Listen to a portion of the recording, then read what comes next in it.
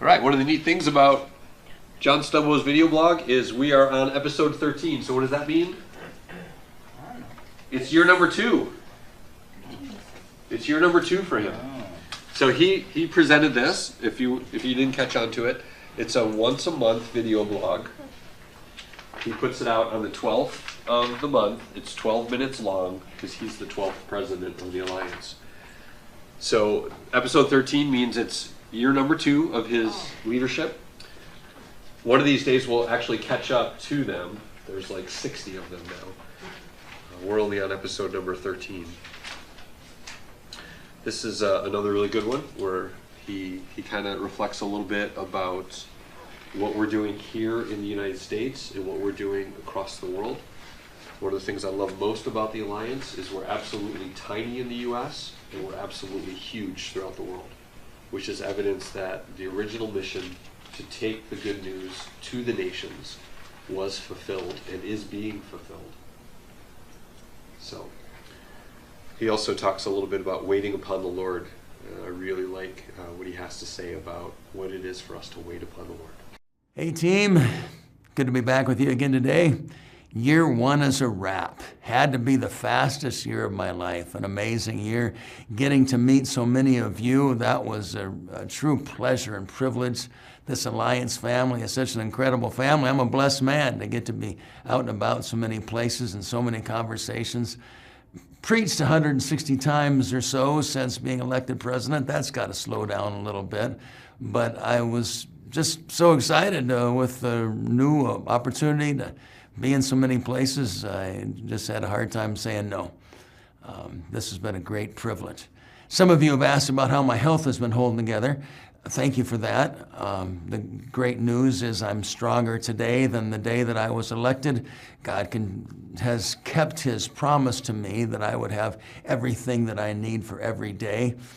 I'm a little disappointed that I continue to still need an IV treatment that I receive on a monthly basis, but it does give me an opportunity to slow down for one day with an IV in my arm and regroup in the presence of some gracious nurses. So that's not all bad, although I continue to pray for full release from a need for any medical support.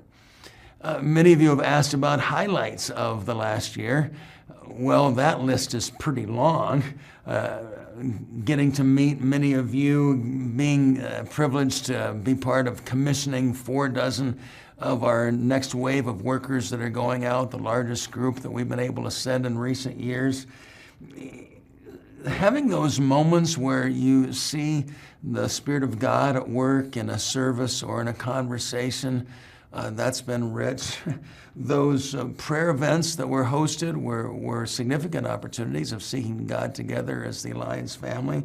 The team that has come together at the national office has been very encouraging to see those that God has brought together and the oneness that's now coming together between us.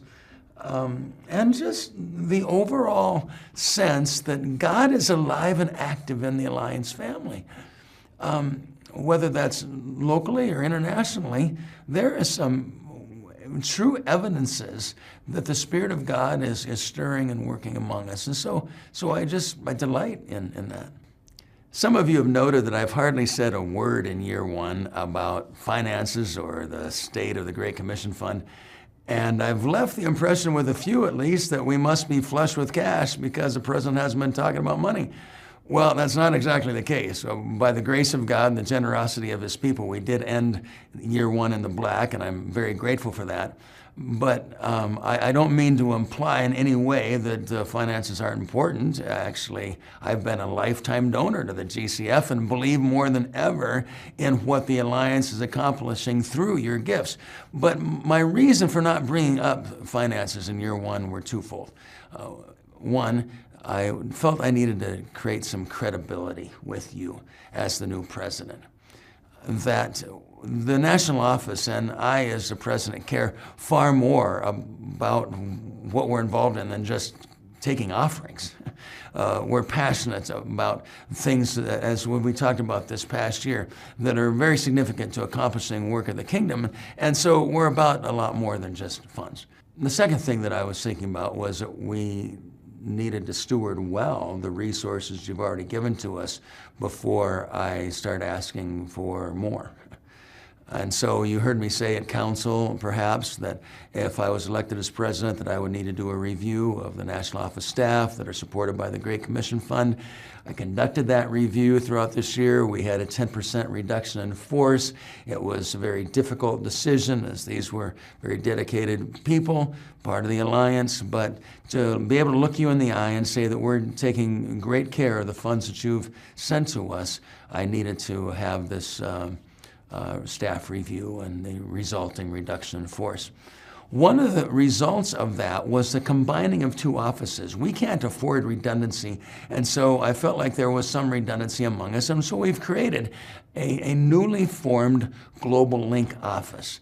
And let me read to you a statement from John Corby, our new director for that office, some of the thought and excitement behind this new office. The Global Link office is excited to be part of what God is doing in the world through the Alliance family. This takes place in communities where our 2,000 plus stateside churches are reaching out to people without Christ, discipling new believers, and meeting local needs in various ways. And it's also happening where 700 plus international workers are on the ground in cities or villages, in jungles or deserts, in multiple cross-cultural contexts, sharing Jesus and establishing the church while meeting community needs. We're convinced that what makes us, as a Christ-centered Acts 1:8 family, most effective is being involved in both these places simultaneously, here and there. That is why we in Global Link work to connect our international workers with Alliance U.S. church leaders and lay people, and vice versa, so as to increase access to the truth and light of Christ's love. Being linked around the globe helps us keep focused, challenged, and spurred on to complete the Great Commission. So simply stated, Global Link is our effort to bring together the local church, the international worker, and for us to be one team. This is where we'll take a new look at missionary tours, we'll take a new look at some of our mission mobilization kind of efforts, but I'm excited about the team that God is raising up here.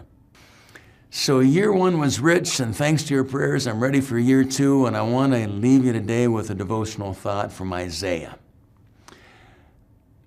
A common verse is Isaiah 40:31, "Those who wait upon the Lord shall renew their strength." That word wait in the Old Testament is intriguing to me, that it comes from the idea of to twist, as in twisting a rope together or even the spinning of a spider's web. Evidently, it became used as a word for waiting because of the idea, at least some would argue, based on the idea of to crane the neck, to twist, to turn the neck. That kind of a movement or heart response that leads to a movement implies a kind of waiting of expectancy. You see, we use the word waiting in lots of different ways. When a bored teenager is standing in line and is waiting for this thing that's going to take forever to be done, that waiting of impatience, I don't think we would say renews strength. We use the word like in a waiting room at a hospital where somebody is waiting for the outcome of a surgery for a loved one, but they're waiting with hands wringing and sweat or stress just pouring out of their face. That kind of waiting, I don't think, renews any strength. Some of us have waited, pacing back and forth for a spouse to be done getting dressed while we've been dressed for 10 minutes and we're eager to get on to this event, and we're waiting in this pacing, impatient kind of mode, but that kind of waiting doesn't renew strength. What kind of waiting renews strength? Those who wait upon the Lord will renew their strength. Well, I believe it's this kind of waiting with expectancy, waiting with anticipation, the craning the neck, the looking, where's it coming from? Few examples. A week ago, I had the privilege of getting some Sabbath time, some renewal time by fishing on the waters of northern Minnesota. And the kind of fishing I do is the casting kind of fishing. With my brother and nephew in the boat guiding me along the way, we made our way through the shores of a northern Minnesota lake, and every cast was a cast of waiting with expectancy, because at any moment as that lure hit the surface of the water by those lily pads, there could be a party on the end of the line and we'd have fish on, waiting, cast after cast, with expectancy for what just might take place. You've seen it at airports. And at the end of the security section where the passengers are coming out into the public zone, there'll be people waiting with a welcome home sign or a rose, waiting with anticipation, expectancy for that loved one to return. Waiting with anticipation.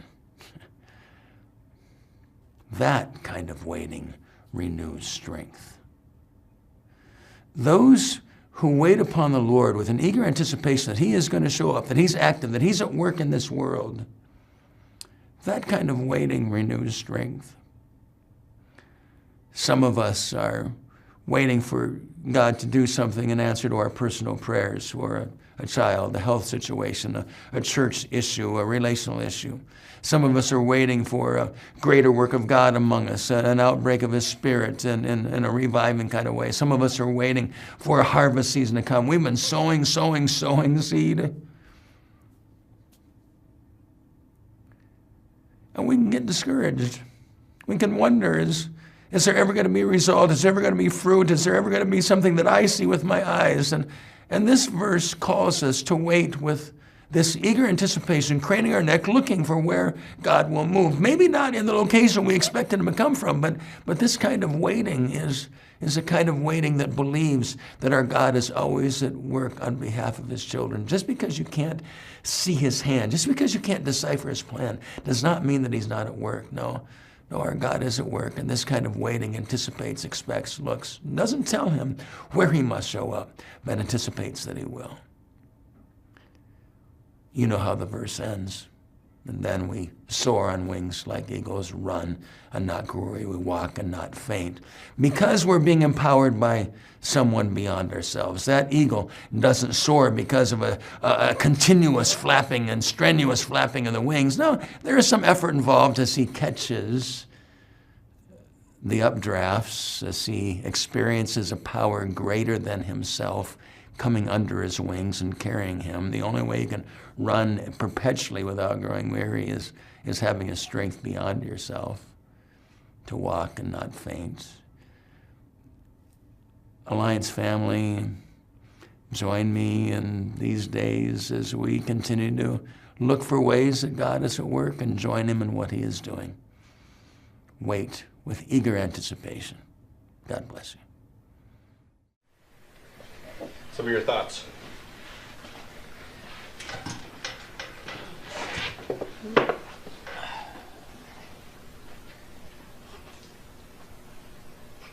Waiting is hard. That's not easy. Waiting for that fish to strike a lure, if anybody fishes, or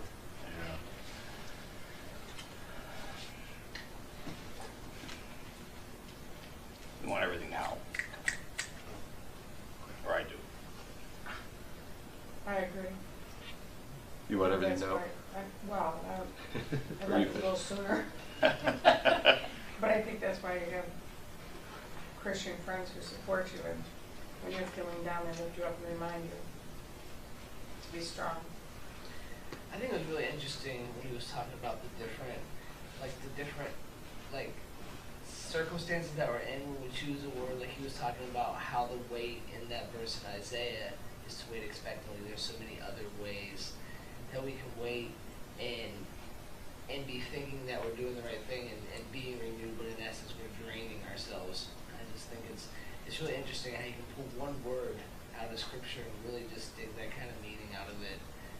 It just really motivates me to really learn more about Scripture and those things. But I just thought that was pretty cool.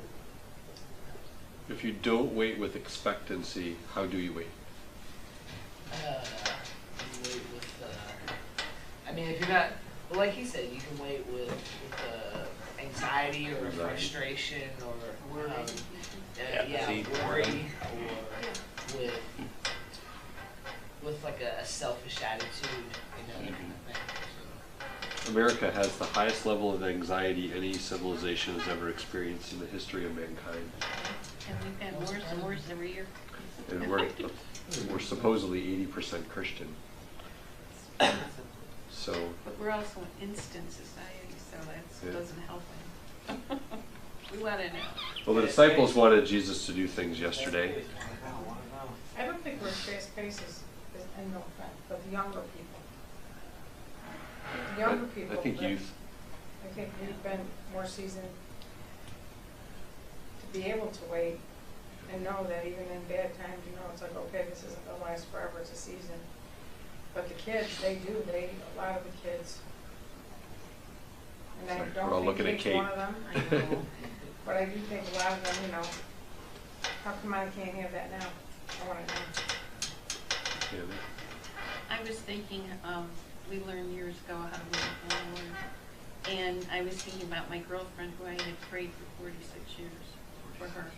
And she finally, accepted the Lord. And I'm thinking of people that I'm like my cousin, 18 years I've been seeing him every week. And it's like, gee, when is he going and why I assume the Lord's not taking my aunt because otherwise I probably won't see him much. But yet I'm getting in, like, this is getting really old. The crazy part about talking to God about time is He doesn't know time. Time is a construct for man that will end when you die. There will be no such thing as time in heaven. Eternity is the absence of time. There will be no clocks to look at. There will be no deadlines to experience. One of the cool experiences I've had in the last few years is a guided listening prayer experience with a guy that's just really gifted and skilled at helping people specifically hear from the Lord. It was 2 hours? It was a 2-hour experience that went by like it was 4 minutes. In fact, when he said we're done, I said, why are we done early? And he's like, no, that was 2 hours. And one of the cool things that he said to my boss and I were talking about it, is this gentleman has helped hundreds of people experience the word of the Lord through this prayer. And he said, in not one single time did that person debrief and say, God told me I have to do this. Not once. And whenever they described and everybody talks about being with Jesus, and every time it was relaxed, it was calm, it was peaceful, and they felt like time stood still when they were with Christ. So I just thought, I wrestle with that when we're in Christian circles and church experiences and we feel rushed and rushed and rushed and rushed and rushed. And I see so much of what Jesus told the disciples to chill out and relax. Do not be anxious. Do not worry. Do not be afraid. Instead, have faith. Oof. Those two can't put them in the same category. They're opposite. All right, well, a couple things. I'd love to explain the waiting in anticipation. One of the genius things Cedar Point did is they put their waiting lines in the middle of all of the rides. So there is no ride at Cedar Point that you wait for that you don't watch. It's around you. And as you stand and wait for the ride, it swoops by and you hear people cheering. And you almost forget you're waiting in a line because you're watching the cool stuff happening around you. Every time that I'm in a line, you have to tell people to keep going. Keep going. We're in a line here. Let's go. There's like 3 open queues in front of you. Come on, come on, come on. And you had to tell them that because they were distracted by the ride, and you were distracted by the ride, and you're the first one that came to and realized there's a lot more ground you need to make up. And I love when I've seen this video a few times. When I see this, I always think of Waiting for Millennium Force. You walk in and they say it's an hour and a half wait, and you're like, oh, an hour and a half wait, but it goes by like it's 5 minutes, because you are building and building and building anticipation for the ride. And I've been at the park where you didn't have to wait in line very long, and those rides were not as much fun as the ones you had to wait for. Is that interesting? You think running on it quickly would give you more fun, but they understand how cool it is to build that anticipation. And wouldn't it be great if we, who are believers of Jesus, could truly embrace his time frame and realize that if we are waiting for something, it is because God wants us to build our anticipation for what he's going to do. Many of us have the idea that God hasn't heard us, so we got to speak louder. Wake up, listen to me. Or we have to wait for his timing, as if we have to convince him that our timing is better than his timing, right? Yeah. But every once in a while I get challenged. I'm like, no, he's doing things that go far beyond whatever I could ask or imagine. Why shouldn't I wait for his timing and anticipate that it's going to be good? And all of us have stuff that we're waiting for. And many of us have a myopic view of what we're waiting for. We're waiting for God to heal us, to give us more money, to take care of this situation or that situation. And we're so caught up in this small view of what God can do for us that we miss what God is doing all around us, right? In a couple of weeks, we're going to talk about what our church would look like at 500. Now, somebody told me recently, I think you're foolish to believe your church is going to be 500. You're not even 15 right now. I don't believe that God called me here to lead a church of 15. Not that 15 isn't important. It's not it. But I'm not the kind of pastor that holds people's hands and leads them into relationship with him so that we can keep holding hands for the next 30 years. I want to introduce you to him, hand you off to somebody else, and go find another one. I don't fish, but if I did, I'd be the guy that's throwing the line in, pulling it in, and handing it to somebody else. You take it off the line, you cut it up, you do all that stuff. I'm looking for more, right? So, and hopefully we have a sense of expectancy. That yes, we may be 15 today, but God's doing something. And when he does what he's going to do, it's going to be like, whoa, did you just see what he did? One of my prayer requests is that God would do something in us so big that we couldn't take the credit for it ourselves. Cool. And then he talked about having strength beyond yourself. The eagles do not labor to fly. They soar. They coast. They let the updraft lift them to a higher level. It's one of the signs that I know whether I'm doing ministry in my own strength or not. Do I get worn out doing what I think God's called me to do? Well, then it's my strength. Now, it's different. I can go to sleep at the end of the day feeling like I'm tired from doing good work, but that doesn't feel like I'm worn out. That's that rest where you feel like, I worked hard today. I'm going to sleep well tonight. You know what I mean?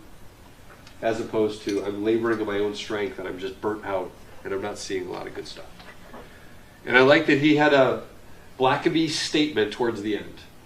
Look where God is working and join him in that work. God is working. God is doing amazing things in people's hearts and lives. We need to join him in that work. All right, somebody want to pray for us before we get started? Talking about sending the called ones? Not everybody at once, please. Father, we're mindful of John Stumbo's message this evening, and thinking about what great things God has in store for us. Teach each of us to wait with anticipation, expecting great things from you, Father, and let him use us instead of us using him. I think that's what I want to say. And Yeah. Father, just let's keep us out of the way and let him do his work through us. And just bless PJ tonight and the message that we're going to hear. In Jesus' name we pray. Amen. Thanks, Harry. All right, sock monkey time. I'm going to hand it to Aurelius, and he can start by choosing who he throws it to, so I don't have to do that. All right, when the sock monkey lands in your lap, you have to follow the pattern of what is our tagline, name a what, and name a how. So we start with the tagline. So Riley, just give him a toss. What's our tagline? Come on, Brian. You can read it. It's right there.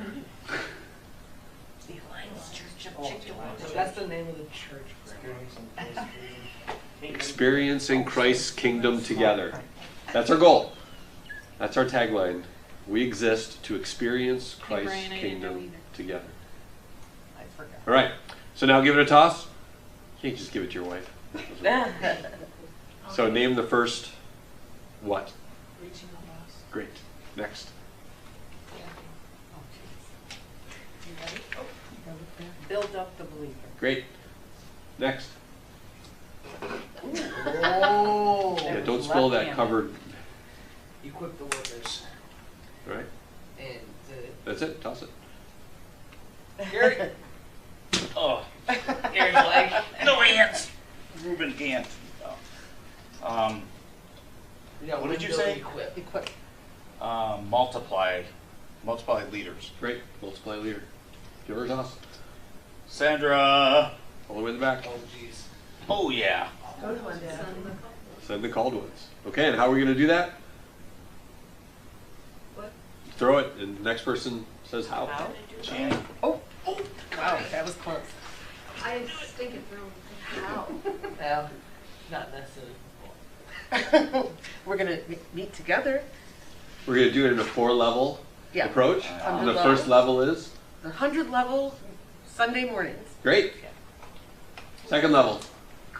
Whoops, sorry. Did you say reach the lost? Okay. Second level is it where you get together as groups and discuss the sermon? Nope. That's not? Listen to Sunday night? Sunday nights. What you Second level. Well, what's when you get together to discuss the sermon? That's part of 100 level. Sunday mornings. Oh, that's still part of the. Sunday night will be small groups, You're welcome. age appropriate, content. Isn't that the smoke? No, it isn't. Sunday nights are small groups.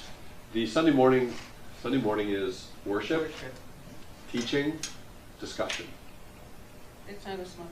No, That's it's not a different. small group. Oh. No. Sunday nights, small groups, traditional thought small group, Bible study small group, along with the kids ministry. Kate's going to be leading, and the youth ministry. Robert's going to be leading, and also the 400 level will be taking place at that time too, which is a leadership development Sunday night. Okay, so level 3. Meeting one-on-one. Yes, excellent. Good job. Yay. The monkey knows the answers. And then the fourth one I just talked about, which is leadership development. That'll take place Sunday nights. It's a 3-year approach for us to go through. You are going through year number 1. That's what it says, year 1, week number 12 we're on right now. And we have gone through all of the what? Reaching the lost, building the believer, equipping the worker, multiplying the leader, and now we are sending the called ones. We should be able to get all the way through this tonight, sending the called ones. So now that we have led people to know Jesus, we've developed a spiritual formation plan for them to grow in their faith. We've equipped them so that they're not just coming to us to learn about Jesus, but we're teaching them to be self-studiers, self-learners. And from there they have said, you know what, there's other people around me that need to know Jesus too. I need to influence them. So now we've equipped them as workers. It's not, develop leadership skills in them. It's not enough to say, great, now you know how to lead, without also saying, you need to lead. You need to be a leader too. So we need to send them into leadership opportunities. I want to start out with a difference between a shepherd versus a rancher mentality. You know, God gives us in Scripture many times the shepherd metaphor for how we should care for others that are around us, that He is the good shepherd caring for us as sheep. And we could talk a long time about how it's a great metaphor for us because sheep are messy, sheep are dumb, sheep don't play well with others, they attack one another, they just can't survive on their own. There are no such thing as wild sheep. They have to be cared for. They just can't survive unless they're cared for by other people. So we have many times where pastors have a shepherd mentality, where we have to care for the sheep, we have to feed the sheep, we have to help the hurt sheep. And that's something that all of us need to do.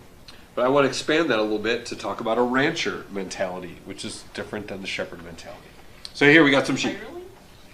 Pardon? Is it like a hireling? Nope. We have some sheep.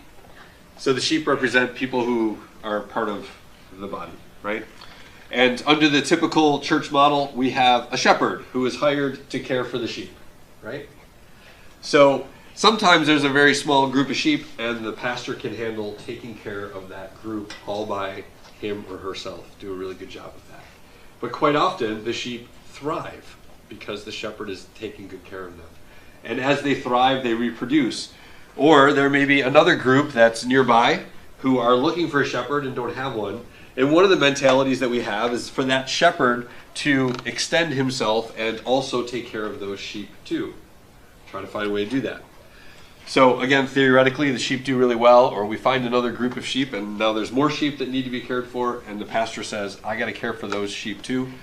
And you just find the one guy starting to do more and more and more work. And then you find that there's this other rogue group of sheep that say, what about me? And the pastor says, we got to care for those people too, so we're going to come on over here and care for those sheep too. This is the typical model that we find in church today. It just is. Okay.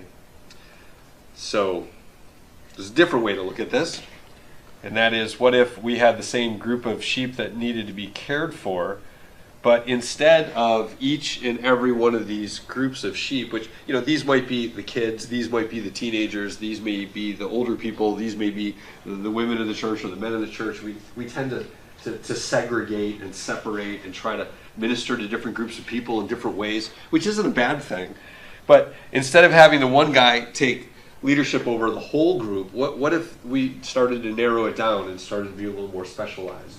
I know how to care for kids really well, or I know how to care for teenagers really well, or I know and have a calling on how to care for men really well. And we start to segregate them and find other people to be able to lead the different groups based upon their gifting, based upon their skills, based upon how big the group is. Maybe we need 2 people to care for this large group of sheep.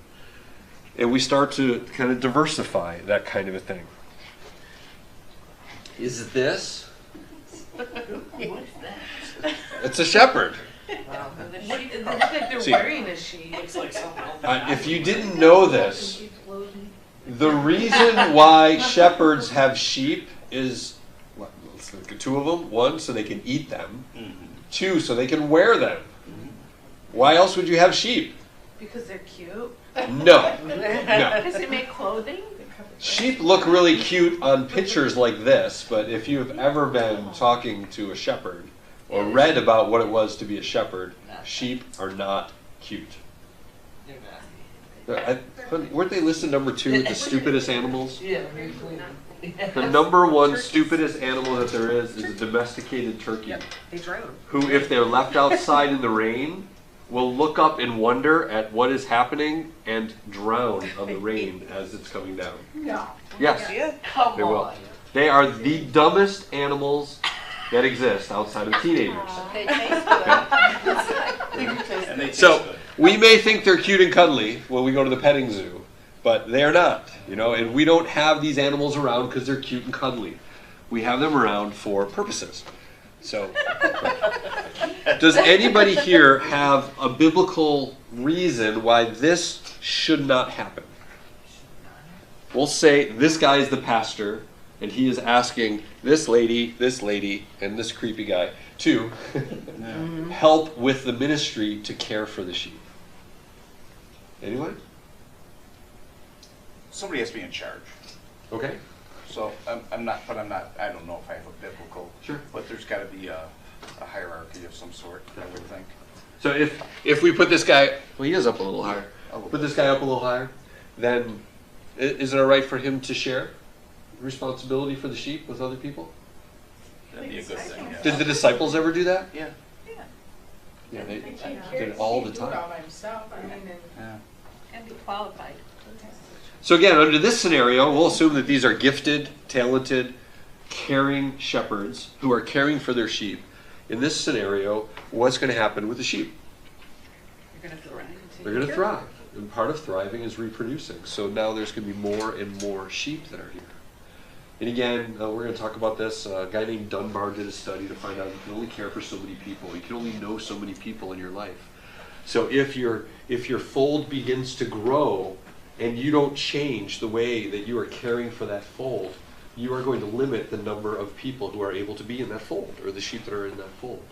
And what happens is some stray away, get hit by a car. Some stray away, get eaten by a wolf.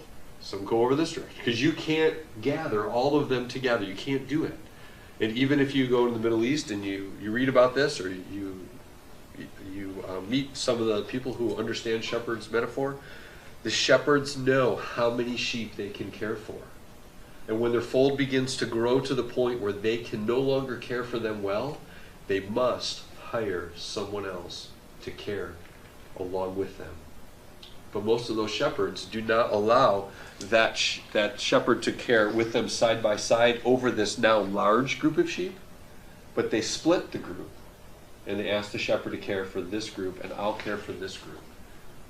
Right? So now you get to know your sheep really well. Instead of having a larger group, two people are trying to get to know. They have smaller groups that person is able to know well and intimately. Okay? How about this model?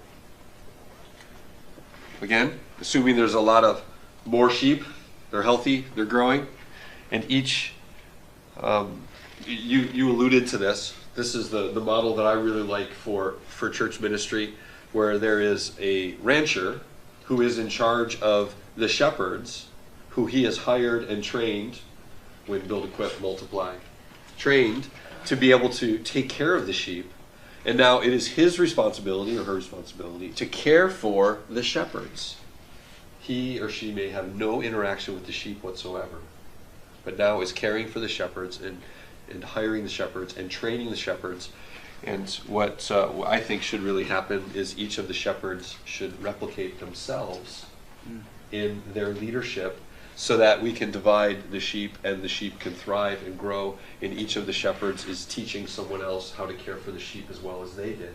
Because if the flock is growing, they're doing something well in their leadership.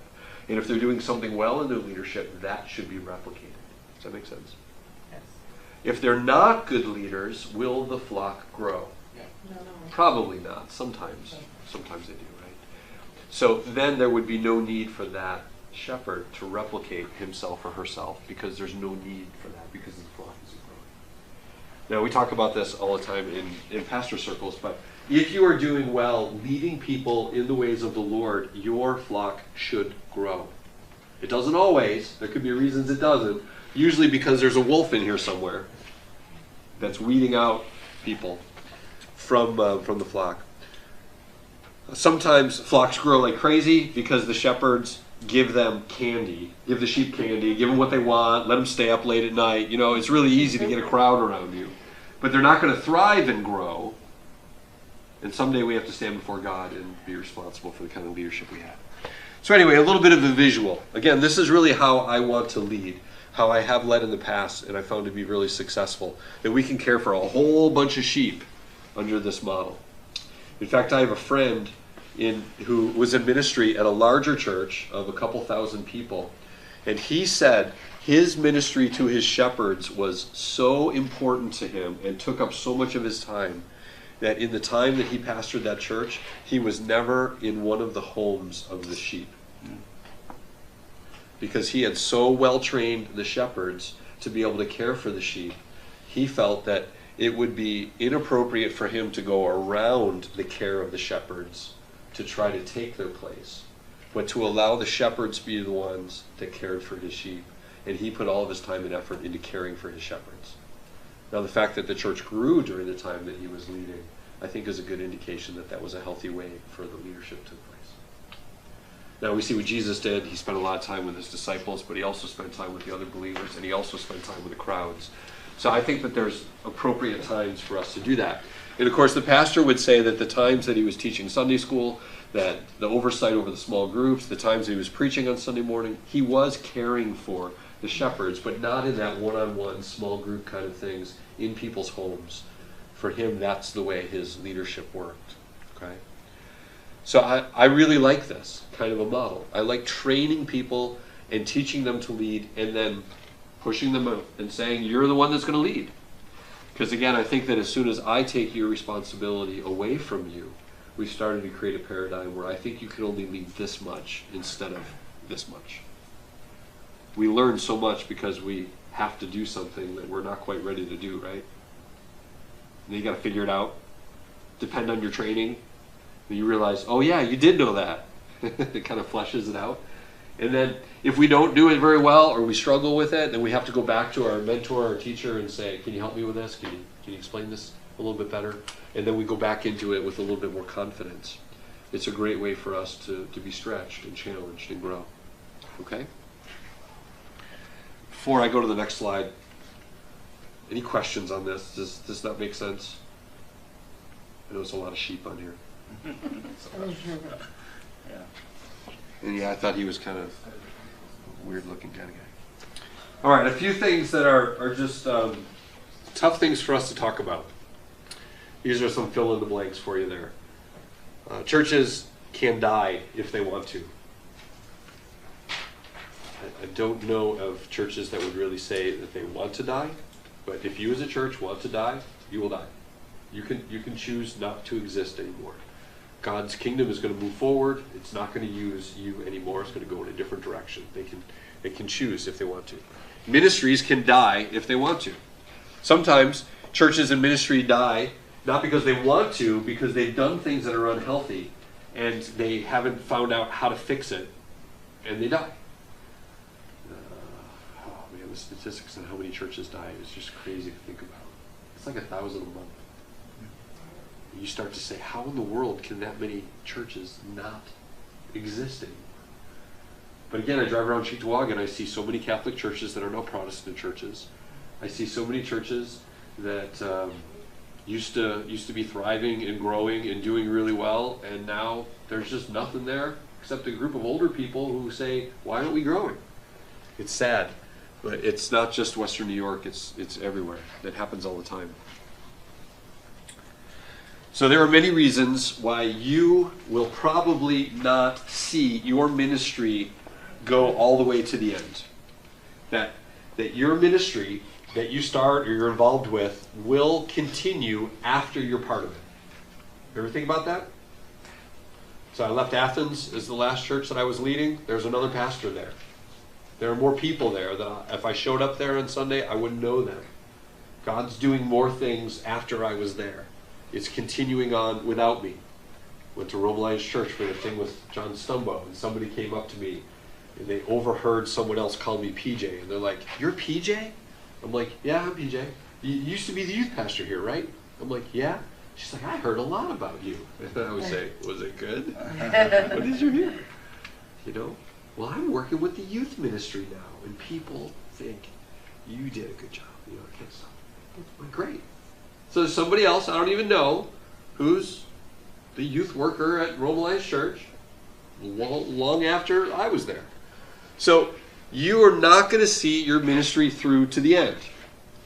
Hopefully, we have the desire for our ministry to long outlive us, outlive our interaction with it or our life. It goes on beyond us.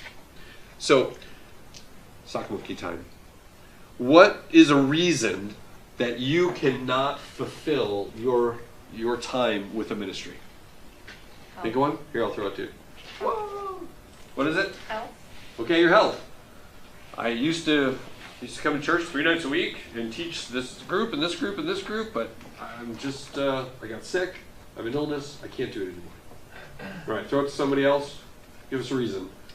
Well, I've always loved working with kids, but it's gotten really harder for me to work with the younger children because I'm older. Yeah. Not that I don't want to, I just can't. Yeah, so you have a change in life, Yeah. and now you just can't do the things you used to do. You thought you were getting it right. I need to shoot a video of you guys throwing the soccer ball. She's tricky. All right, another reason why you might not be able to fulfill.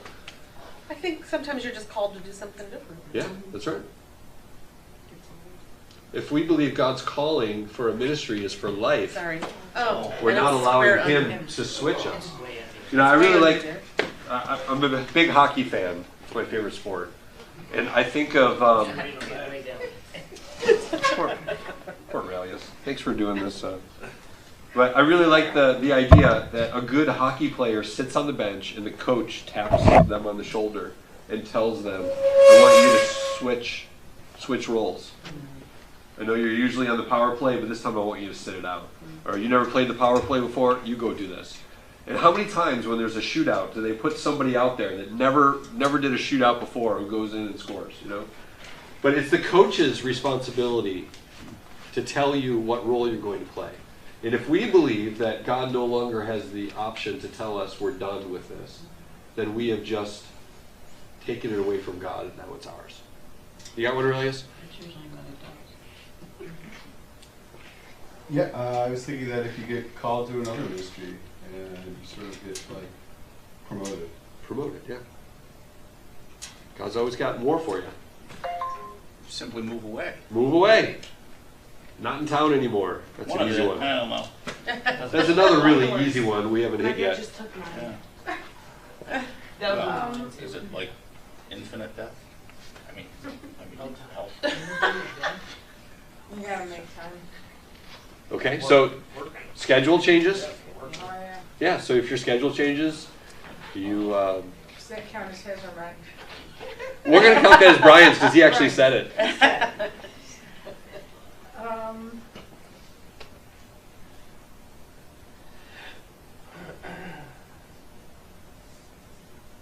Maybe because you get, I don't know if it's the same, but maybe because you get burned out and you Yep. need to just take a break and let someone else step in that can. Yeah, sometimes you do. You get burned out. It's like you need a time of rest and then come back to it. Yeah, John Stumbo said that a few weeks ago. If you're a pastor or a leader... That's right, he did. Sitting right up there with him. Yeah. That's right. Okay, I got a couple more in my mind. So let's see if you guys can hit them. Okay, what about like change of leadership? And Okay. You don't, Yeah? okay. And you don't what? And you don't like Like who's it. overseeing the ministry that you're. Yeah, you don't agree with the vision. Yeah. I was gonna say something similar to that, kind of just like if there's someone in your ministry or a family or some kind of internal issue that can't be resolved. Yeah. Maybe it's just healthier for everybody to just move out of that ministry, move out of that church. I got two more in my mind. Honey, you know what they I are? got one. I'm really stretching at this point, but Yeah, I was stressed. like persecution would be something. Okay, persecution could be it, sure. Or the end of your own life. Yeah, death. Death is a reason you cannot show up to teach your class. I will accept that excuse. Well, I took health as being Yeah, there you death. go. When What other one did you you have? said health. Maybe I have a question, maybe you're just not good at it. Okay. You Not might gifted. you might not be gifted. And somebody shows you that. Yes. Yeah. You're Not gifted gifted. in starting it. But going back to what Dana said, sometimes, you know, if the leadership hasn't changed or something, you have a difference. And he said, just move away from it. I would have to say, shouldn't you try with pastor people? Yeah, that's why I said it's unresolved Oh, conflict. did you? Like Oh. if it's trying to be resolved but it's Yes. not, and there's a Oh. tension there, you kind of constant. It's really preventing you from growing your ministry or to continue investing in it. Maybe that's an option. I'm not saying that's what you should do, but it's an option.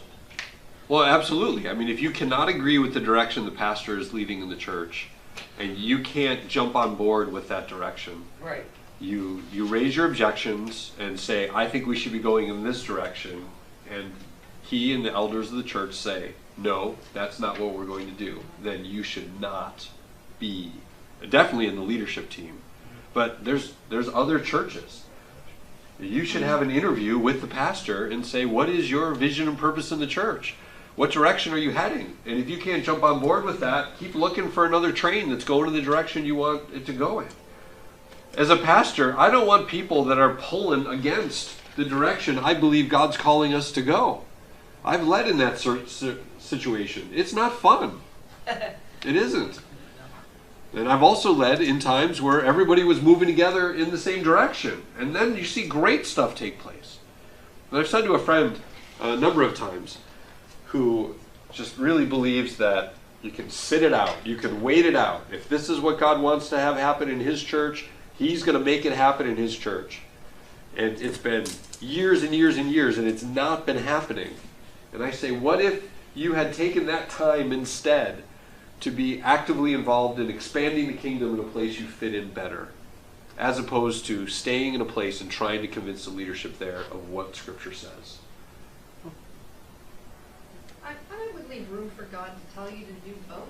Yeah, you got to follow if his you leading. if you can't sign on with whatever the vision of the leadership is in your church, and you can't find another church that has the same vision that you do, then maybe you need to seriously check whether God really wants you to go in that direction, or you just want to go in that direction.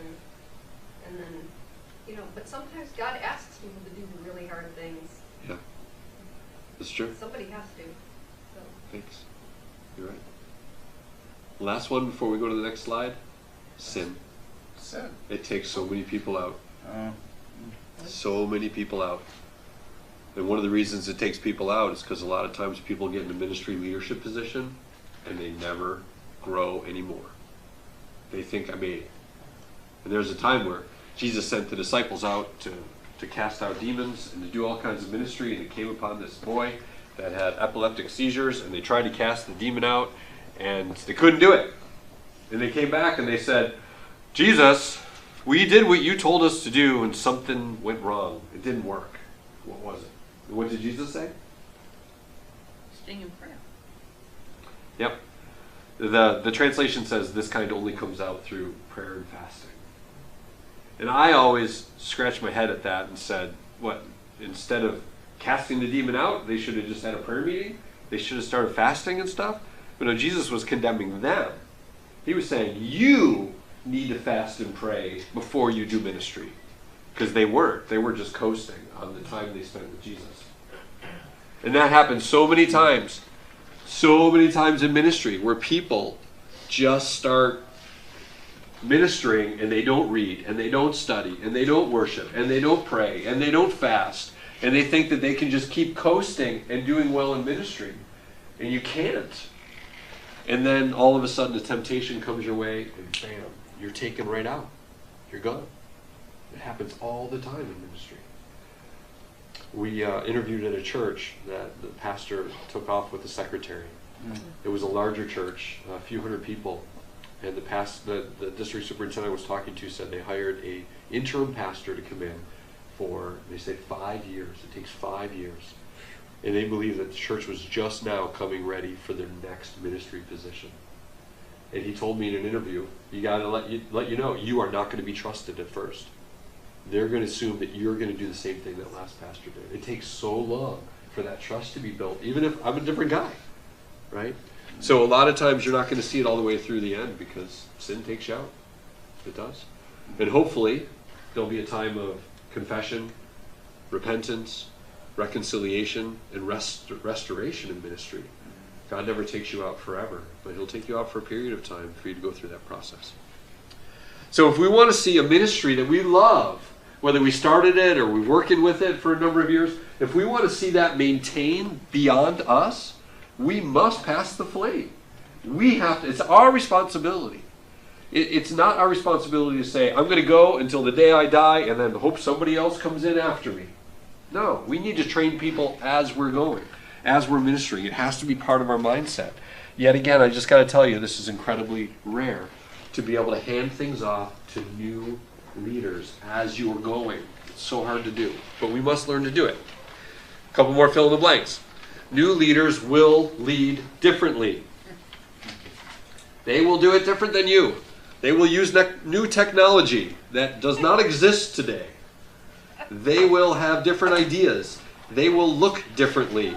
They will use different ideals of leadership.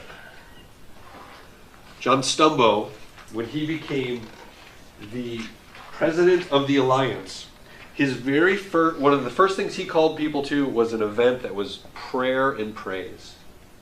And they live streamed it. It was the first time John Stumbo, new president, leading.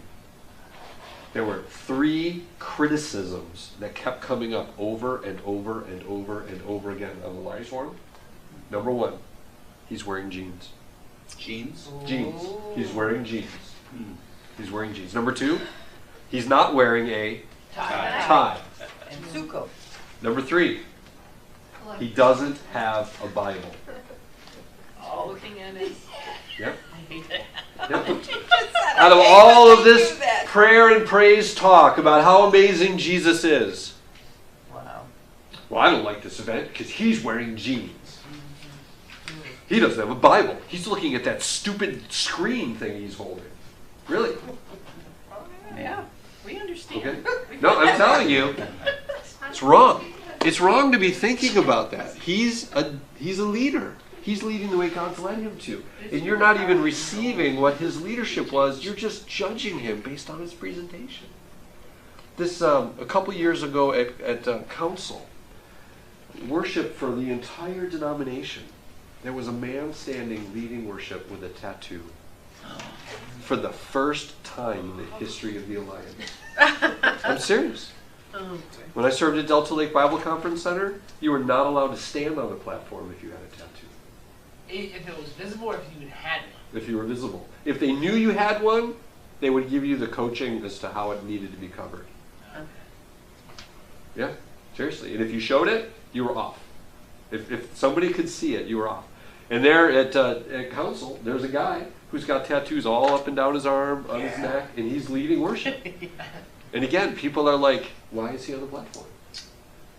You see this, but you don't hear this. You don't hear his heart. You don't know. Because it's like that commercial where the guy's interviewing for the job and he's got the spot on his shirt. And all the lady can see is the spot on his shirt, and people can't see past that. Yeah. So they're different. Some people can. They're different. Yes. By the way, all of those I think are 3rd, 4th, or 5th issues. All of those people knew Jesus. All of those people agreed with all of the things the Alliance have to say. But it's just an illustration to show how when there's a new leader up there, they will do things differently. And now we got to say that what we've seen for John Stumbo in the last 4 years is he is the guy that God wanted to lead our denomination. Whether he wears jeans or pleated pants, whether he holds an NIV or whether he has a tablet, whether he likes to wear a tie or not. I thought it was funny, Kate, last week I wore a button-down shirt, and you're like, what's the occasion? I don't have a suit and tie on, I got a button-down shirt on. In fact, I didn't wear the shirt I wore to church today, just for you. Okay? But we do things differently. And we have to learn to say it's okay that we're doing things differently. It's okay. Why are we doing things differently? Let's have that discussion and conversation. And honey, what did John say when we were at that training thing? That sometimes when somebody says, why are you doing this? We take it as an affront. Yeah, he was talking about generational differences where like a millennial or a younger person would ask a question wanting to understand the purpose or whatever, and the older person, because of the would see it as an affront or a threat to authority, a challenge to authority, whereas it really wasn't intended that way. It may not have been asked well, but it wasn't intended that way. It's just the way the different generations speak, and the older generation wouldn't necessarily, you don't question my authority. I know we're right between boomers and busters, and people, 10 or 15, 20 years older than us are not. Don't ask me why, just do what I say.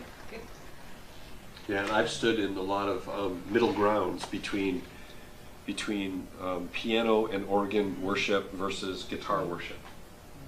Is one of them right or wrong? No, neither. They're not. They're just different. They're different. Because if we reverse back a few hundred years, the argument was over Gregorian chanting or the piano. Whoa, which one of these do we use? Gregorian chanting. Seriously. All the way. It was. I mean, when the piano was brought into the church, they revolted against it. And then when the organ was brought in, everybody wanted the piano. It's just the way it is. We just have a hard time. But if we start to say, look, people are going to do things differently. I walk into a ministry that you lead, and a ministry that you lead, and a ministry that you lead, and you're going to be doing things differently. And if I walk in and go, no, no, no, no, no, this is how you hold the Bible. And all you're going to try to do is be little me's in order to please what I want. And we're not going to use your gifting and your perspective and the things that God's given to you so that you can minister to others. That's micromanaging, and I don't want to micromanage. I want to free you up to be you so that you can use your talents and abilities. You can use the gifts that God's given you. You can use the different perspectives that you have to see that. You know, I read a book called A New Kind of Christian. This is one of those books that pushed the envelope. It was about 15 years ago it came out. And for the very first time in my life, I saw that Western European Christianity was not the right way to worship God. Whole long time ago, I went to a Promise Keeper event, and they had a Native American in full dress stand on the platform and say, this man is a Christian, he is going to use his heritage to worship God. And he did some dance. And I sat there and I went, you can't do that! That's not right. And upset what I had always learned. What was right is to sit still and be quiet. What I learned is you had to have 3 hymns, an offering, and a 45-minute sermon. What I learned is you had to have a robe in order to talk about what Scripture had to say. And man, it was hard for me to come out of that and say, no, it's okay for me to preach in Jesus. It's okay for us not to use a lectern. It's okay for those things. But man, it took a lot for me to learn those things. And how if I was in Africa worshiping with God in a whole different way, standing around a fire, singing, clapping, doing all these things, whoa, whoa, whoa, time out. Where's the organization? It's a different culture. Are they not worshiping God as well as I am by sitting and listening to a 45-minute sermon? I really wrestled with those things. Is it okay to read an electronic Bible? I had that discussion. Is it okay? So, just want to let you know. You hand a torch off. A lot of us have no problem taking the torch from somebody else and changing things, right? We don't have a problem with that sometimes. But we do have a problem with handing the torch to someone else and watching them change what we would be doing. We have to be flexible with that. We also have to realize that new leaders will make mistakes. Can I say something about the verse? Yeah, please. It was the hardest thing for me to come to Summer Point in the beginning. And there was no offering. There was no scripture reading. We worshiped, we sang worship songs with loud drums and guitars. Good singers. We had a sermon. We worshiped again, and that was it. To me, it wasn't enough church, but now I love it. I love it. It's just a matter of accepting or going somewhere else. You raise a really interesting point. I had talked with somebody else who had watched the same worship style exist in a church for, we'll say, 30 years. And the pastor died. New pastor comes in. What's the first thing he said? We need to change his music. We need to change. We're not using the organ and the piano anymore. We're going to bring a guitar in. But for the people in that church, it was like we're going to turn the church inside out and upside down, and everybody is going to wear shorts and a t-shirt. And they flipped out. What? And here's the key. That church had not changed at all for a long period of time. So when change came, it was radical. Yeah, it was Right. When change takes place in increments that kind of match some of the cultural changes that are going on around, then it's much easier for people to adapt to those changes. And in fact, who does Grace to You? John MacArthur?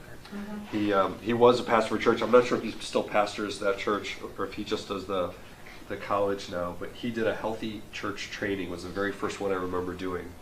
And he said in his church, every month they change something that is visual. They move the pulpit. They swap the pulpit out. They change the color of something on the walls. They change little things like that all the time, intentionally, so that when there's a large change that needs to happen, the congregation has just gotten used to change. Used to change. I was part of another church where a new pastor came in and the pulpit was there. And he said, can we move the pulpit and put a smaller one up there? And the person said, no. The leadership team said, no, you can't do that. Because somebody who loved this church gave that pulpit. We said, who? They're like, I don't know. But they had the best of intentions, and we cannot move that pulpit. And really, it was a matter of months before we got them to agree to move the pulpit for a Sunday evening gathering. And that was the focus. It took Rhonda and Ken at least 5 years to get rid of the organ. They had to wait till the woman who played it died or went into a nursing home. And then eventually they were able to put in like multimedia stuff, and it still took a long time to get the piano out, Yeah. mostly, and have regular, music. So when we get used to changes Most of the incrementally, people died that were really old. Actually, there's only one left. it's kind of the next point is that new leaders will take ministries in a new direction. Sometimes we come in a direction and we've gone as far as it's going to work with that model, with that idea. We've run it to the ground. And a new leader comes in with a new perspective and says, you know what, if we just tweak it and go in this direction, watch what happens. And we're like, no. The GPS is set on that direction. So we have to be open to those new ideas. And I think all of you guys are open to new ideas, or you wouldn't be sitting in this room. But go in a new direction. A new thing. It says God is going to do a new thing. Isn't that cool? That's a Mr. T sock monkey. I'm going to skip past. It's a hitting sock. What is that? Mr. Mr. T, T. I thought it was, Oh, you gotta buy sheriff. Mr. T is a believer in Christ. He went on a mission trip and saw the poverty that was on the mission trip, came home and stopped wearing his necklaces. Yeah, really? Yeah, true story. All right, the big question is, how can we pass on the core values even though they're going to be applied differently? Because the core values of experiencing Christ's kingdom together by reaching the lost, building the believer, equipping the worker, multiplying the leader, and sending the called ones are core. We must do those things. That's what Jesus did. If it's his church, he did it when he was here, and he went to heaven and told us to continue his ministry. We must do those things. But how you do it and how I do it will be different. It'll be different. But as long as we're doing the same things, we're cool. We must do it on a multi-level approach. If you came to me and said, I want to do a ministry, but I don't want the people that I'm leading to come to church on Sunday morning, I would say, I have a problem with that. Because a few steps down the road, the wheels are going to fall off, and what we're trying to do as a church. So you need to find a way to steer your ministry going through that Sunday morning experience. You need to embrace that. It's really important to do it. So how are you going to apply these things? I'll coach you on it, but I'm not going to tell you how to do it. That you do these things, unbelievably important. Very crucial. How we reach, build, equip. It's not how we do it, but it's that we actually do those things that matters. There's the two fill-ins. Different leadership outlooks will accomplish these things differently. They will. They absolutely will. And I think instead of will, I could put should. They should do them differently. The kids ministry should inherently be a little bit different than the youth ministry. Inherently be a little bit different than the adult ministry. All the same core things are there, but the way we do things is different. If you're going to play hopscotch, kids ministry is the place to do that. The 70 and older group, not so much. Right? We're going to play that game for a purpose, for a reason. When we were in Rome, we started playing, we had a half an hour of come in time, come in the door and say hi, and we were just hanging out together, and we played Foursquare. Had a small Foursquare court, 3x3 squares, and we would have like 50 people playing Foursquare.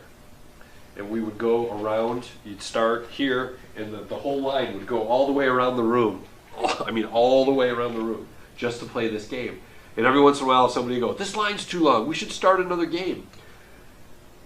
And I would say afterwards, I don't want us to start another game. And they're like, why? The line was too long. I said, why are we playing Foursquare? And they went, why are we playing Foursquare? The reason we played Foursquare is so that we could build relationships with people while we were standing in line.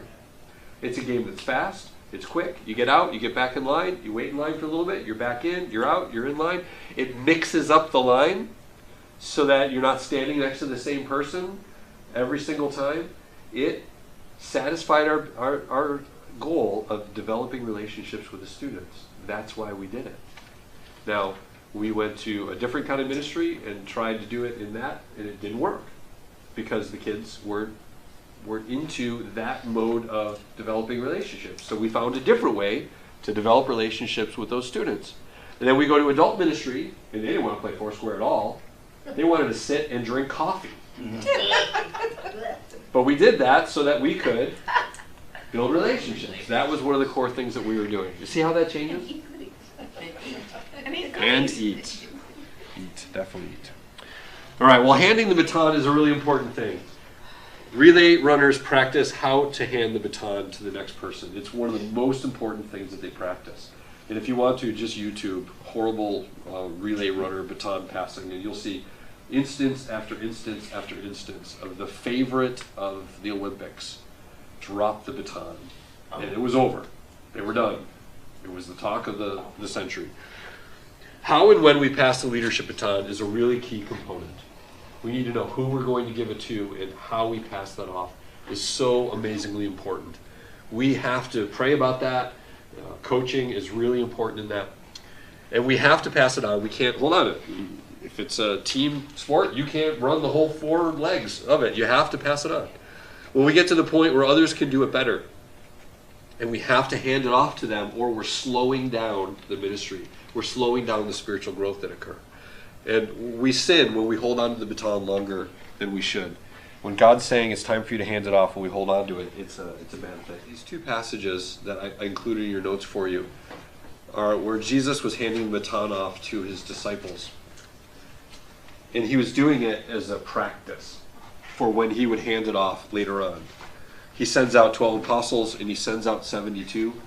And his whole intention here was to do, this next page talks about apprentice. The apprentice model of leadership. The apprentice model of leadership is a simple pattern. The first one is watch me. Watch me lead. Watch me care for people. Watch me pray for people. Watch what I'm doing. Study what I'm doing and how I'm doing it. And then we're going to debrief and talk about what I did and how I did it and what you learned from it. And then we're going to go to step number 2, which is work with me. I want you to do it with me now. It's a time where I'm going to do this, now it's your turn to do that. Now I'm going to do a little more, and then it's your turn to do that. And then you debrief it, and it's a process by which we talk about what went well, what didn't go so well, what do we need to learn a little bit more. And then step number 3 is now I watch you do the leading, where you're going to be the one that takes the lead. And if you need some help, I'm here. I'm here to help you in this. But you're the one that's going to be the 4 person in this, and I'm going to be in the background. And then you're ready for me to leave the room. And now you can do the leadership on your own. And at that point in time, the question is, what's the next thing for the teacher? Find a new pupil. The new teacher needs to find another ministry to lead. The teacher needs to say, okay, God, what do you have for me next? Or that teacher says, we're split the group in half. And now I'm going to care for half the people and you care for half the people. And ideally those groups will grow to the point where we both have to train another leader, split the group in half. We don't call it cell ministry anymore because terrorism cells work the same way that small groups worked. So we decided to not call it cell ministry anymore. That's what killed that name for us, by the way. It was terrorist cells that did that. Okay? So it's a really simple pattern. So do you see how Jesus did this with his disciples? You see a time where he said, watch me? Give an example. All the healings. Yep. His preaching. Uh-huh. yeah, many times when, combine that together, he was out preaching, and then they needed a miracle. All these people are hungry. What are we going to do? Watch this. And he was demonstrating things for them. Did they preach after he left? Did they do miracles after he left? That was one of the signs that you were an apostle, that there were miracles that were part of your ministry. So yeah. How about work with me? Well, they went everywhere with him. Yeah. So the time with the baskets. What do you got here? What kind of food do you see? Well, we got this boy here with a little bit of food. What are we going to do with it? And then they capture the food afterwards and pick it up. So yeah, they definitely did work with him. It's kind of hard to make this comparison between the disciples and Jesus, because Jesus was here and the disciples were here. And hopefully we're going to be a lot closer together when we work with the person that we're apprenticing. But again, it's not that they watch me for a year and then I'm going to throw you in. There has to be a handoff working together. And I think I put two pictures in there for you. The first one is a bricklaying program where the teacher is teaching the students how to lay bricks.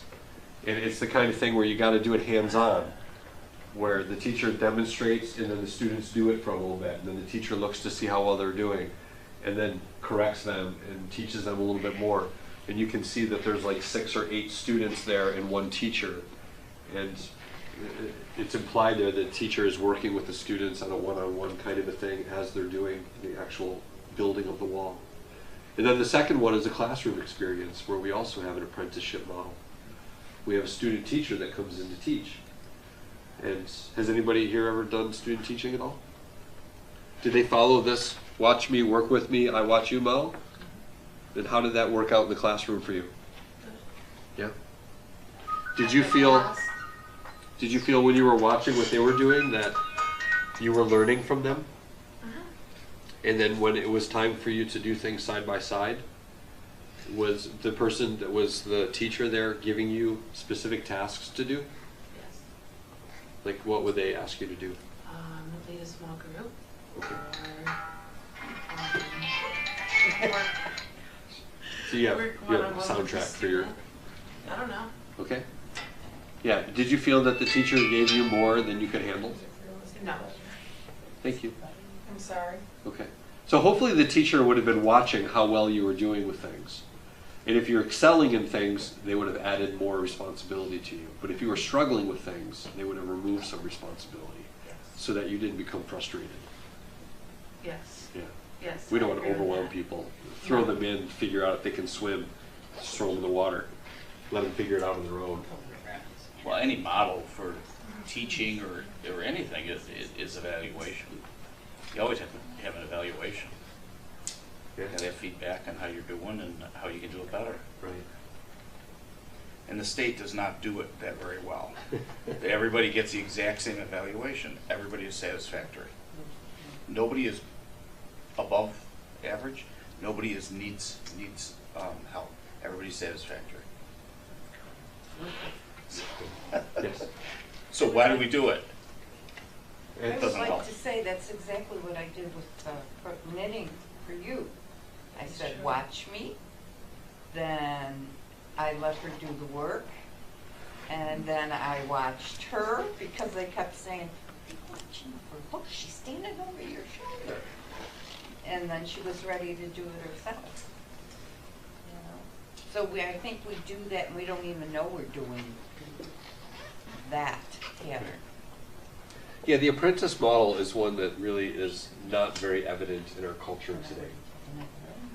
Outside of some of the trades, like bricklaying in the unions, we found out that Seth checked out a electrician and a plumber. The local electrical and plumbing unions in Western New York have identified that all of the average age of the people in the union is over 50. And there's just is not enough younger people to do those jobs once they start retiring. So they have actively started an apprentice program to try to train up another generation to be able to do these things, realizing that what are we going to do when all of our electricians retire? We don't have anybody to do that work anymore. What do we do? What if they don't have, what if he doesn't have skills that he can plug into? What if he's just not good at it? Or what if you can't crochet or knit? Then what do you do if it's ministry? You got to say this isn't for you. And you find something else. Yeah. You don't turn Right. them away. That's why this is covered in prayer. This is based on someone's gifting. There were a number of times when I was a youth pastor that I said, this isn't for you. We used to say we had to be in the church for at least 6 months before you were invited to come, even just to show up at youth group to help us out, because we wanted to know you well enough. And then I said, I want you to come for 4 weeks and just be a participant. Just pretend you're a big kid. And I would set up a meeting with them halfway through and then at the end, and I would say, how's it going? What do you think? And in one case, one of the people said, I think you are doing it completely wrong. I don't like that you do this, and I don't like you do that. I think you should do what we did in ministry in 1950 something. And I said, thank you for your input. The end. Said, you can keep coming on Sunday nights if you want, but you're not going to be a leader. I didn't say that out loud, but they were gifted for it. You know, they liked the forward momentum that our ministry had, and they wanted to be part of it. But when they came to it, they said they couldn't be part of what we were doing. And I said I wasn't willing to disassemble what we're doing just to make other people happy. And there were other people that came in and checked it out after a couple weeks and said, this isn't for me. And then there were other people that came after a week or two and said, hey, this is really exciting. How can I help with this? What do you need? What do you need from me? So the apprentice that's working with the electrician, right, working with somebody else who can't cut wire and can't figure out, maybe is colorblind and doesn't know which end of the wire is what. There's a pool store I went into to get some supplies, and they said they hired some guy who was colorblind. And he's doing this test to try to figure out what the water was like, and it's the different shades of pink. And he said, all of these are the same. They all look the same to me. And they're like, you can't have this job. Well, don't you feel bad for him? Well, you can't have the job. You can't have people coming in. He can't do the job. So you're better off putting him in a job that he can do well rather than having the customer's always mad at him because he can't tell the difference between the colors, right? Some things we're not good at. We have to be willing to be able to say, I like that your heart is to serve. Well, let's find the right place for you to serve. I was involved in a kids ministry once where somebody wanted to come in and have all the kids sit still and be quiet the whole time. And I'm like, that's not our goal here. We want the kids to have fun. We sit still and be quiet for this time period here. But this time, we want them to run around and make a lot of noise and have a lot of fun so that they can sit still and be quiet during this time. You know? Well, these kids aren't very respectable. Well, they don't come from homes where they have dads and their moms are, we got to teach them all that stuff. So again, that's not the person to have in that ministry. So apprenticeship, I think, is the best way for us to see if somebody's fit for this or not.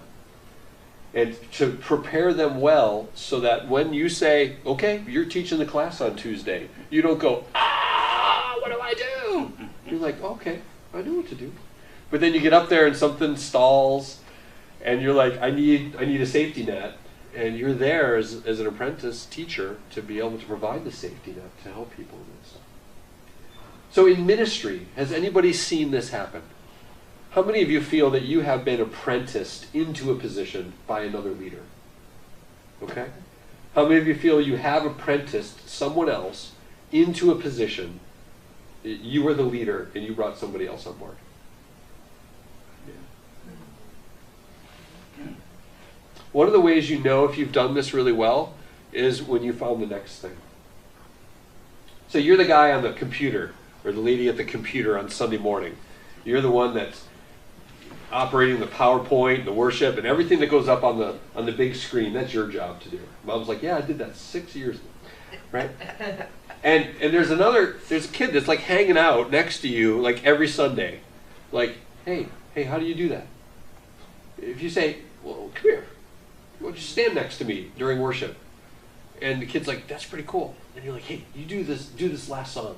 All you gotta do is hit that right arrow key, boom, boom, boom, all at the right time. And you did pretty good at that. You want to help me again with it next week? Yeah, sure, do that next week. After 3 or 4 weeks, he's doing the whole thing. Then you're like, okay, just talk to the pastor. I think Bob would be able to do this. He's been doing it with me for the last month or so. He wants to do it. He's excited about it. He does a pretty good job with it. Are you okay with him doing it? Yeah, well, after maybe a few months of you coaching through, you say, okay, what am I going to do next? So there's another ministry that you can be part of. That's when you really know you've reached the end, when you're like, I'm not needed in this anymore. I can go do something else. That's a really good sign. I found that out in youth ministry when I hurt my finger and I was out. I wasn't allowed to go there for a few weeks because I was too loopy. And the first week I came back in as a guest at the youth group, there were new kids in the youth group who had come while I was out. And they're like, who are you? I'm the youth pastor here. You're the youth pastor? What are you? All of these other people, they're the ones that have been caring for me. You know, who are you? And, you know, that's a really good goal for us to strive for, that we can take you out of the ministry and it will continue on. And others that come in the door don't even realize that you're there. I have a friend who's a worship leader. He plays the bass guitar. He's the leader he's the paid worship leader for the church, the worship pastor. He doesn't have a microphone. He plays the bass. So you walk in and you're like, all right, our church has a worship leader. And you look at the worship band, who would you think is the worship leader? Head singer. Yeah. And why do you think that? She's got the microphone. For he. Person with the microphone, right? In the spotlight, you know. But how is that for you to be a confident enough leader that you would give the microphone to somebody else and you would take a role of supporting? Right? Now, if you train that worship leader really well, and there's a church plant who needs a worship leader, you can send that worship leader there, and then you can stand up and be the lead person if it's needed, or you could train somebody else to come and do that. I think that this apprentice model is one that helps the kingdom of God. It doesn't create a kingdom for us. Does that make sense? That's because you're such a good teacher. I try. Okay. This is my next thing. My poor story on this is, like, 9 years ago was the first time I was tapped on the shoulder to be a church planter, and I just said, no, this sounds horrible for me. I don't know how I would do that. And I went to training and I started taking assessments, and it took a long time for me to be able to do this. And what's going to be really hard for me is if our church starts growing and becoming a normal kind of a church, at some point in time, I'm really going to wrestle with the idea, do I continue to pastor here, or is God tapping me to go plant a church somewhere else? Because all of us want to just get into that comfortable spot where we got everything all figured out. It's on cruise control now. We can just kind of chill out for a little bit, right? No, But I don't see you doing that. Ideally, we just don't do that in the kingdom. We just don't. So you want to tell me a story of a time that you've experienced this in ministry? Go ahead, Haley. I was in Evangelism Explosion, and they sent us to a clinic for a week. And then we came back and we had people that we were trained, 2 of them, and we went out in those days door to door. Mm-hmm. And they had to watch us. Well, we all had to memorize like a bunch of the scriptures this much, and all the illustrations and everything. And they had to watch us. And then after so many weeks, then we would give them. They would have to give their testimony. But first, they would do it with us. And we would role play, and then we would go out, and then one week they would try their testimony, the next week they would try the first part, then the middle, then the end, and it was a very long. And then once they got it all down, then they did it, and then, you know, it was over and we graduated, and then you took 2 more people. Yeah. And they became leaders. See, that was very intentional. Yeah, I don't think this just happens by itself. You really have to be intentional. And it was very, very incremental. Yeah. Nobody pushed it. How about you, Gary? Yeah, a number of times in church, counting money. sounds, you know, it's a job that, you know, people take for granted. And it's not hard when there's 50 people in a church.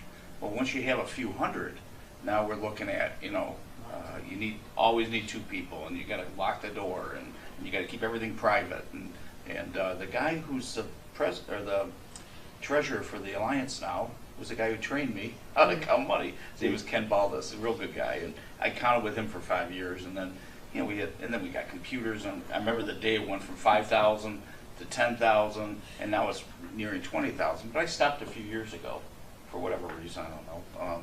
But it was just time. I had, and they had enough people. So you have a partner, and you do that. So it's, so I trained other people in that, and then Jan and I both led the financial piece. We took the class. I'd never heard of Dave Ramsey before. Okay. Jan had talked about him. I was like, huh?